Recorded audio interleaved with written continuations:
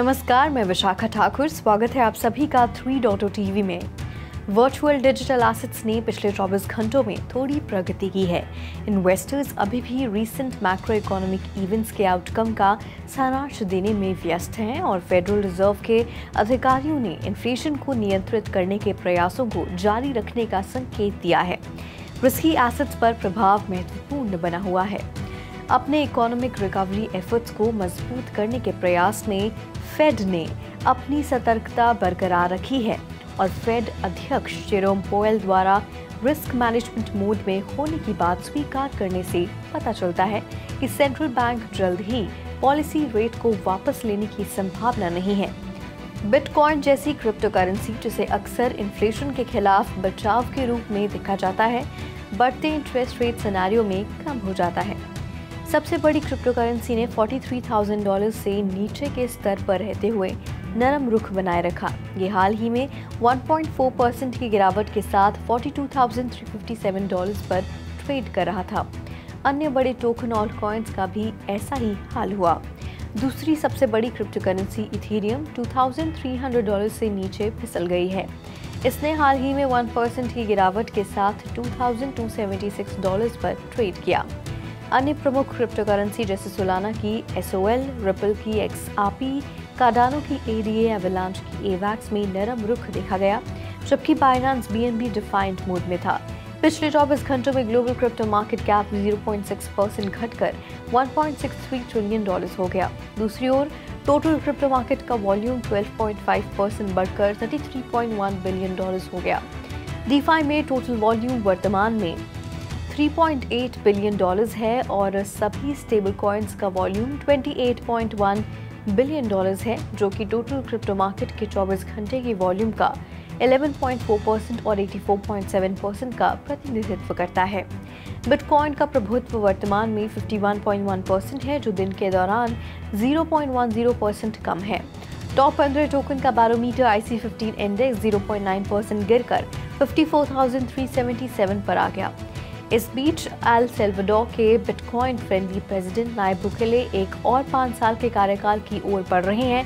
Exit polls के अनुसार रविवार शाम को वोटिंग खत्म होने के तुरंत बाद उन्हें भारी बढ़त के साथ दिखाया गया है। एक और दिलचस्प update spot bitcoin exchange traded fund provider Valkyrie से है। इसने बिटको को अपने बिटकॉइन फंड के लिए दूसरे कस्टोडियन के रूप में जोड़ा है। यूएस फाइनेंशियल मार्केट में एक प्रमुख खिलाड़ी LPL financial holdings bitcoin spot ETF को US SEC की मंजूरी के बाद बिटकॉइन ETF को अपनी पेशकशों में शामिल करने पर विचार कर रही है। कंपनी कठोर परिश्रम से गुजर रही है और उसका लक्ष्य 3 महीने के भीतर नए बिटकॉइन ETF का मूल्यांकन करना है। LPL अपने फाइनेंशियल एडवाइजर्स के नेटवर्क के माध्यम से कुल $1.4 ट्रिलियन के एसेट्स को मैनेज करता है और ये असेसमेंट पीरियड ये निर्धारित करेगा कि उसके एक्सटेंसिव क्लाइंट बेस के लिए कौन से न्यूली अप्रूव्ड फंड्स अवेलेबल होंगे। फेसबुक और इंस्टाग्राम संभावित दर्शकों के रूप में बेबी बूमर्स को लक्षित करते हुए बिटकॉइन ETF एडवर्टाइजिंग में गूगल सर्च के साथ पार्टनरशिप कर रही हैं। अमेरिका में SEC की हरी झंडी वाले BTC ETF के रूप में ये प्लेटफॉर्म अपनी प्रोमो मटेरियल प्रकाशित करने पर विचार कर सकते हैं। बूमर्स के media consumption pattern bitcoin ETF marketing के लिए एड कैंपेन्स को प्रभावित कर सकते हैं। एग्जाम्पल्स में बिटकॉइन अपॉर्चुनिटीज के बारे में वैनिक की काल्पनिक बातचीत और जोनाथन गोल्डस्मिथ की विशेषता वाला बिटवाइज का प्रोमो वीडियो शामिल है। इन अभियानों का लक्ष्य शैडो बैनिंग या अकाउंट टर्मिनेशन के जोखिम के बिना मेन स्ट्रीम सोशल मीडिया तक पहुंचना है, जिससे कि वे BTC ETF मार्केटिंग के लिए एक इनोवेटिव अप्रोच बन सकें। Hong Kong based financial services firm venture smart financial holdings limited Hong Kong securities and future commission को स्पॉट इथेरियम ETF के लिए अपना एप्लीकेशन सबमिट करने के अंतिम चरण में है। कंपनी स्पॉट इथेरियम ETF के लिए दूसरी तिमाही में सबमिशन का लक्ष्य बना रही है, बशर्ते उसका स्पॉट बिटकॉइन ETF पहली तिमाही में अप्रूव और लिस्ट हो गया है। कंपनी एसेट मैनेजर्स के बीच फीस कम करने की दौड़ को लक्षित कर रही है, जैसा कि अमेरिका में देखा गया है, क्योंकि हांगकांग में लगभग 10 फंड कंपनियों ने शहर में संभावित स्पॉट क्रिप्टो ETF लॉन्च करने पर विचार करना शुरू कर दिया है। कंपनियां आधिकारिक तौर पर Hong Kong securities and future commission को अपना एप्लीकेशन सबमिट करने के अंतिम चरण में हैं। रशियन ऑफिशियल मीडिया के अनुसार bank of Russia BRICS economic block और अन्य मित्र देशों के प्रतिनिधियों के साथ सेंट्रल बैंक डिजिटल करेंसीज के क्रॉस बॉर्डर यूज के बारे में चर्चा कर रहा है। 30 जनवरी को बैंक के गवर्नर एल्विरा नेबुलिना ने राज्य संचालित RIA नोवोस्टी पर बयान दिया। उनके मुताबिक bank of Russia local payments के लिए बिटकॉइन के इस्तेमाल के खिलाफ है।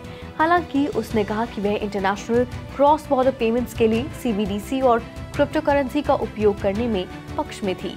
सेंट्रल बैंक ऑफ नाइजीरिया ने विदेशी मुद्रा बाजार को और लिबरलाइज बनाने के लिए अंतर्राष्ट्रीय मनी ट्रांसफर ऑपरेटर्स के लिए नायरा भुगतान दरों पर लगी सीमा हटा दी है। ये कदम, जिसने 13 सितंबर 2023 को जारी CBN परिपत्र को हटा दिया, IMTO को प्रचलित विनिमय दर के आधार पर नायरा भुगतान दरें प्रदान करने की अनुमति देता है। ये कदम नायरा की स्थिरता और आधिकारिक विदेशी मुद्रा बाजार में इसके मूल्य के बारे में चल रही चर्चा के बीच उठाया गया है। कुछ नाइजीरिया कमेंटेटर्स का तर्क है कि ऊपरी और निचली सीमा को नायरा के तेजी से होते डेप्रिसिएशन के जोखिम को कम करने के लिए एक निवारक उपाय के रूप में लागू किया गया था। हालांकि इस प्रतिबंध के कारण समानांतर बाजार में अधिक डॉलर का प्रभाव हुआ, जिससे कि आधिकारिक विदेशी मुद्रा बाजार में नायरा का मूल्य प्रभावित हुआ। पूर्व राष्ट्रपति डोनाल्ड ट्रंप ने फोकस बिजनेस होस्ट मारिया बाटिरोमो के साथ एक इंटरव्यू में आर्थिक नीतियों और AI के संभावित खतरों पर अपने विचारों पर चर्चा की। ट्रंप ने निगरानी और संभावित अकाउंट एम्प्टिंग होने की चिंताओं का हवाला देते हुए सेंट्रल बैंक डिजिटल करेंसीज का कड़ा विरोध किया। उन्होंने वास्तविक और फैब्रिकेटेड कंटेंट के बीच अंतर करने में आने वाली कठिनाई पर भी जोर दिया। ट्रंप ने गवर्नमेंट ओवररीच को रोकने की आवश्यकता पर भी जोर दिया और कहा कि CBDC व्यक्तिगत वित्त पर सरकारी नियंत्रण को सक्षम कर सकता है। CBDC का लक्ष्य दक्षता, सुरक्षा और वित्तीय लेन देन तक पहुंच में आसानी में सुधार करना है। ट्रंप का रुख उनकी रूढ़िवादी आर्थिक और राजनीतिक रणनीति के अनुरूप है। महाराष्ट्र सरकार और मुंबई के टेक एंटरप्रेन्योर्स एसोसिएशन ने मुंबई मेगापोलिस मेटावर्स परियोजना के लिए एक MOU पर हस्ताक्षर किए हैं, जिसका लक्ष्य बुनियादी ढांचे के विकास को प्रदर्शित करना है और डिजिटल ट्विन प्रोजेक्ट के माध्यम से 2025 तक मुंबई मेट्रोपॉलिटन क्षेत्र को बदलना है। देवेंद्र फडणवीस के नेतृत्व में ये परियोजना आधिकारिक तौर पर 18 फरवरी 2024 को मुंबई टेक वीक में लॉन्च की जाएगी। मुंबई मेगापोलिस मेटावर्स शहर के भविष्य का एक व्यापक आभासी प्रतिनिधित्व प्रदान करेगा, जिसमें की चल रही बुनियादी ढांचा परियोजनाएं और 2025 तक MMR के परिवर्तन के लिए एक दृष्टिकोण शामिल है। ये परियोजना नागरिकों को टिकाऊ बुनियादी ढांचे की तकनीक, लागत और पर्यावरणीय कारकों पर भी शिक्षित करेगी, जिससे कि शहर के भविष्य के बारे में उनकी समझ बढ़ेगी। शहर के संपन्न टेक इकोसिस्टम का जश्न मनाने के लिए मुंबई टेक वीक 18 से 23 फरवरी 2024 तक आयोजित किया जाएगा। Estonian developer dev dream house OU दुनिया के सबसे बड़े ब्लॉकचेन प्लेटफॉर्म वीमिक्स प्ले पर मल्टीप्लेयर टर्न आधारित रणनीति गेम रोबो हीरो लॉन्च करने के लिए तैयार है। 2024 की पहली तिमाही में लॉन्च होने वाला ये गेम वेब 2 और वेब 3 दोनों दुनिया के खिलाड़ियों के लिए डिजाइन किए गए इकोसिस्टम वाले पहले मोबाइल गेम में से एक है। गेम पोस्ट एपोकैलिप्टिक मेटावर्स 31337 में घटित होता है, जहां रोबो फैक्शंस रिसोर्सेज के लिए लड़ते हैं। खिलाड़ी 3 फैक्शंस और 3 कैरेक्टर क्लासेस में से चुनते हैं और जिनमें की से प्रत्येक में यूनिक विशेषताएं हैं। एप्पल के विजन प्रो को अमेरिकी बाजार में लॉन्च किया गया है, जिसमें विभिन्न ऐप और सेवा प्रदाताओं ने मिक्स्ड रियलिटी हेडसेट के लिए अपने डेडिकेटेड एप्लीकेशन की घोषणा की है। एडोब का Firefly AI और Lightroom photo editing software headset पर नेटिव ऐप के रूप में उपलब्ध होगा, जो कि क्रिएटिव प्रोफेशनल्स पर एप्पल के फोकस को उजागर करेगा।